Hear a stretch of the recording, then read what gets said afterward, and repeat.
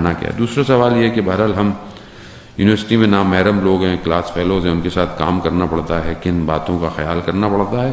تو دیکھیں اللہ نے حدود رکھے ہیں, محرم نامحرم آپ پڑھ سکتے ہیں, آپ جاب کر سکتے ہیں, لیکن پہلی چیز تو خاتون کو اس کو دیکھنا ہے کہ اس کا حجاب کس حد تک. دوسرا, خاتون کو پتہ ہے اس کے حدود کیا ہوتے ہیں, وہ کون سے لفظ جب بولتی ہے وہ اپنے حدود خود توڑ رہی ہے, اس کو پتہ ہوتا ہے. مرد کو بھی پتہ ہے کہ کتنی بات نارمل ہوتی ہے, کتنی بات نارمل سے آگے بڑھ جاتی ہے. تو ظاہر ہے مطلب ایک آدمی یونیورسٹی میں پڑھتا ہے تو بچہ تو ہے نہیں, ٹھیک ہے, تو اسے سب پتہ ہے.